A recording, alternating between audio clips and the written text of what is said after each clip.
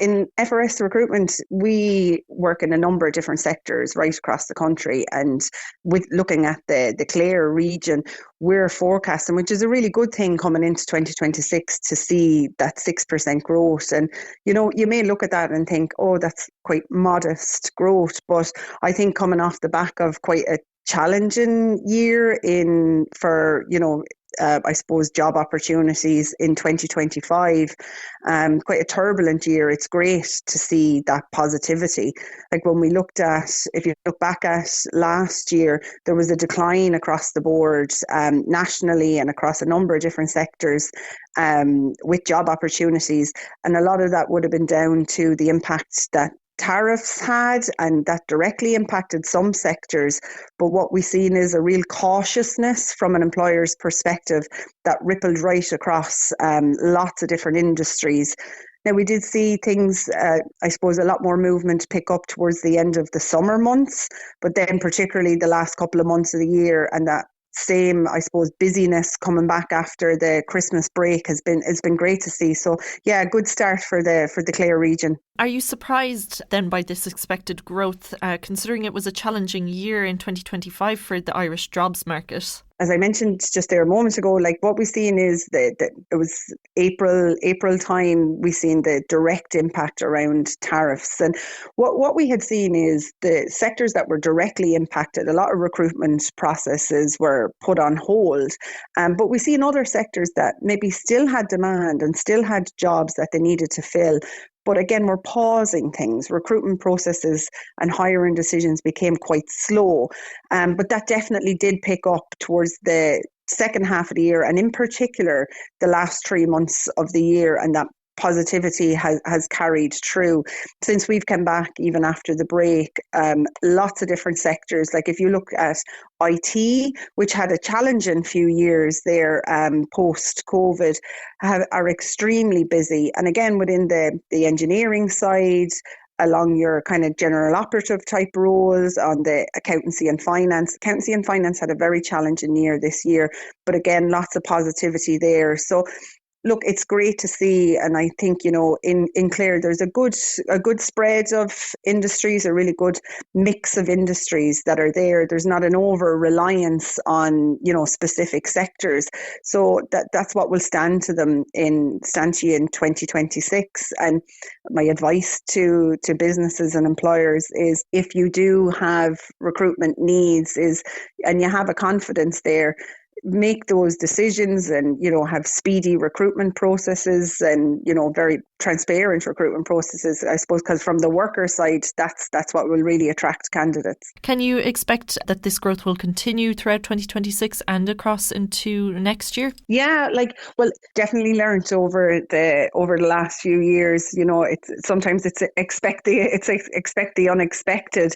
If we were looking into 2027, but definitely 2026, it's a lot more kind of stable on the economic front. Even that impact of the tariffs, that seems to have settled down. Confidence has came back into the market. And, not only is there lots more jobs coming on stream, but it's also given confidence back to workers, and candidates want to apply, because the cautiousness set in on the candidate side last year as well. So if you see opportunities starting to dry up, even if there is some opportunities within your sector or within your area, there's a natural cautiousness and, concern around security if you're to move jobs. So we've seen an awful lot more movement on the candidate side as well. And, we would predict that to continue into the remainder of 2026. Employers were offering a lot of temporary and contract roles as a way of solving staffing issues last year. Can we see now that there's this increase in job opportunities? Will they move back towards permanent workforce? Yeah, and when there's temporary roles and permanent roles, what we see in the market is they typically work in cycles.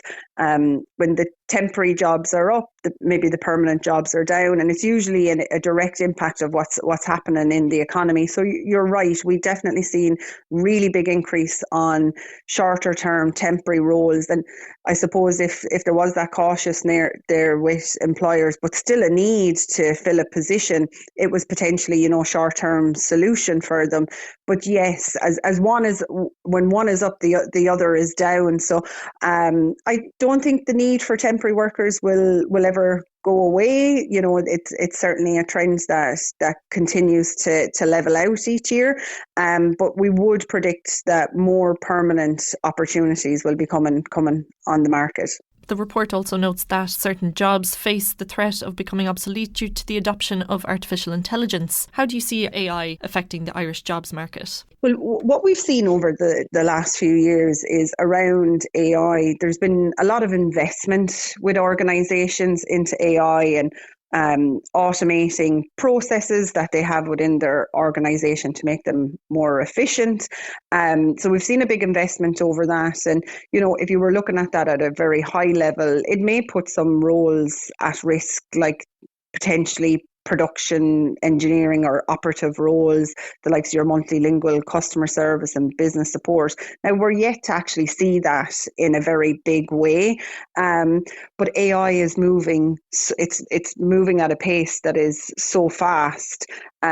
It's one to keep a very, very close eye on, and to really see as AI is developing and organisations are embracing that and making that part of their organisation, how that will shift in terms of the types of jobs that come on stream.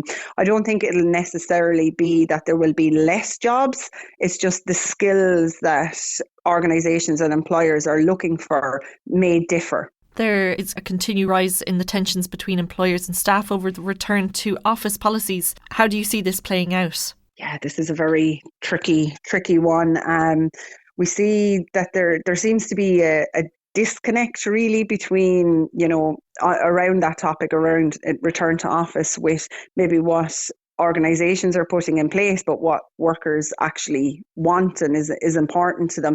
I think it's a real balancing act. It's a challenge for employers, because I'm sure there's very valid, rational reasons for, you know, requesting for more return to office with their staff. But look, we've seen over the last few years that flexibility and work-life balance is so important to people. It's up there in their top 3 priorities that they're looking for when looking for a job. So I think it could be potentially a bit of a risky move if there's very big moves from organisations with like full return to office. So particularly if like retaining their good staff or attracting good staff is high up on their agenda. So yeah, it's a real balancing act.